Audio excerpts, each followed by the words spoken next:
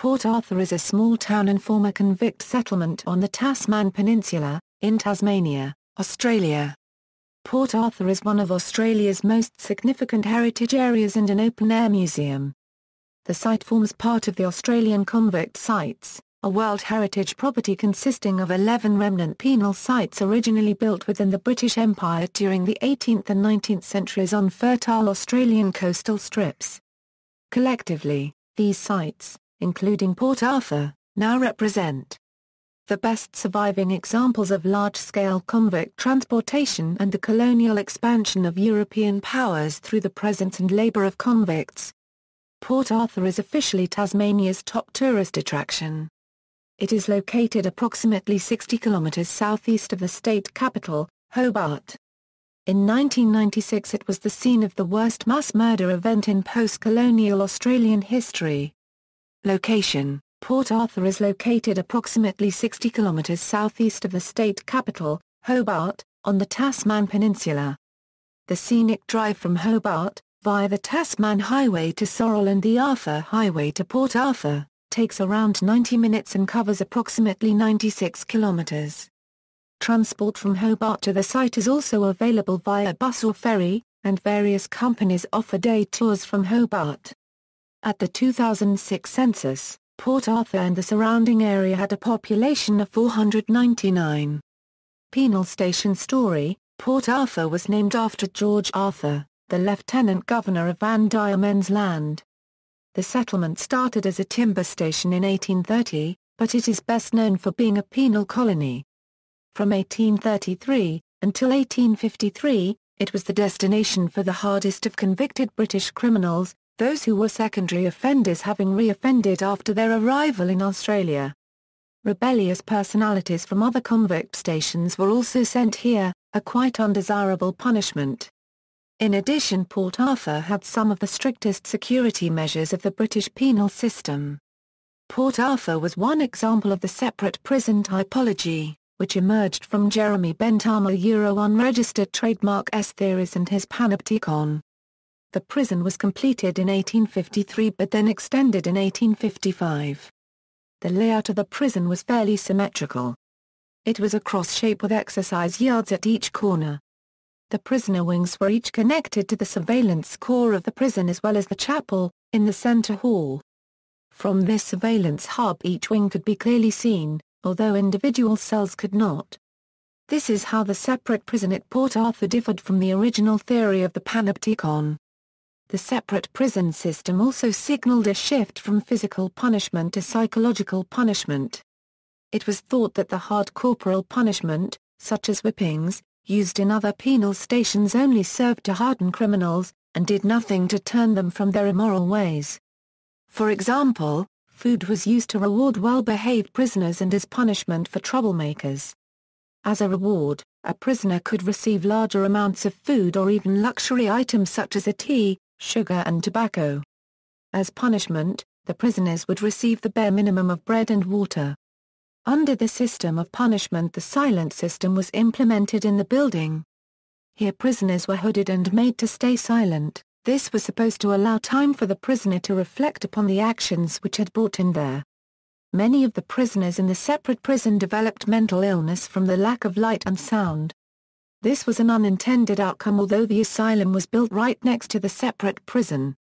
In many ways Port Arthur was the model for many of the penal reform movement, despite shipping, housing and slave labour use of convicts being as harsh, or worse, than other stations around the nation.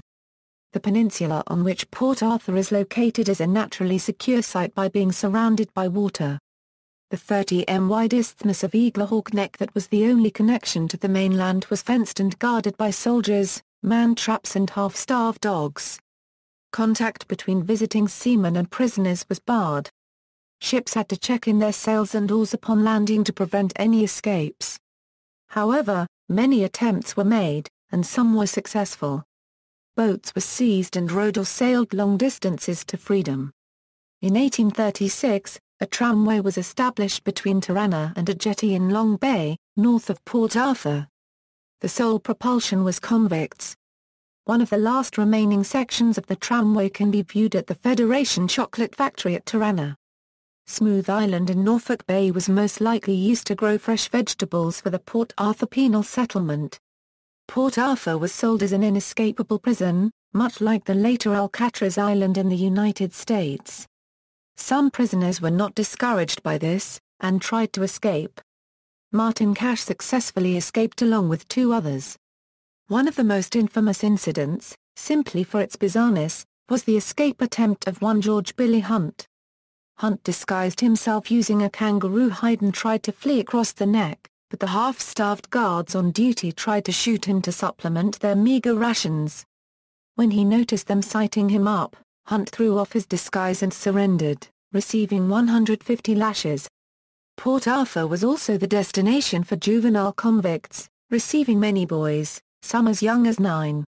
The boys were separated from the main convict population and kept on Point Pew, the British Empire's second boys' prison. Like the adults, the boys were used in hard labor such as stone cutting and construction. One of the buildings constructed was one of Australia's first non-denominational churches, built in a Gothic style.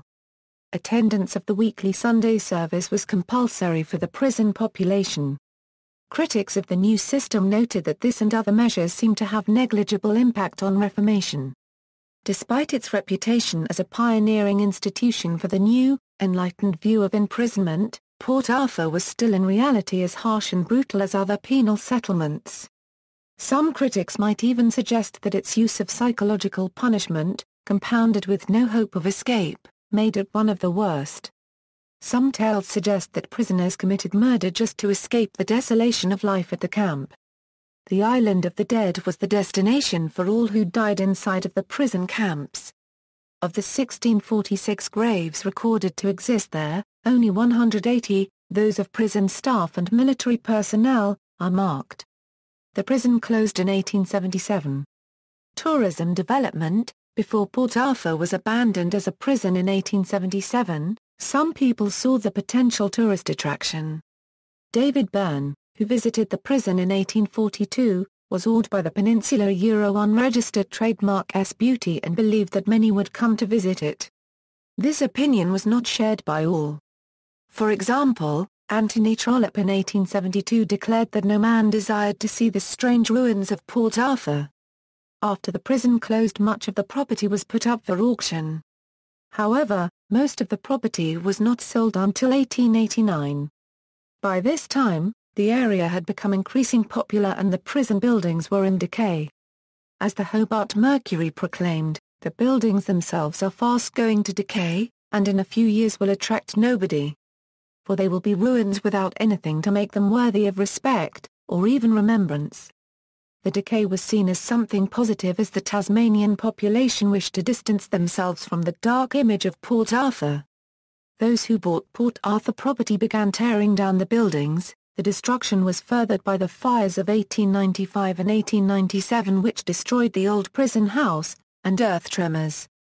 In place of the prison Port Arthur, the town of Carnarvon was born. The town was named after the British Secretary of State and the population was said to be refined and intellectual. The town brought in many visitors as they encouraged boating, fishing and shooting in the natural beauty of the peninsula. They again wished to remove the negative connotation attached to the area. Despite this wish, the haunting stories of Port Arthur prisoners and circulating ghost stories brought popularity to the remaining prison ruins. This was helped by the popular novels For the Term of His Natural Life by Marcus Clarke and The Broad Arrow by Caroline Leakey, which concerned themselves about convicts in Port Arthur.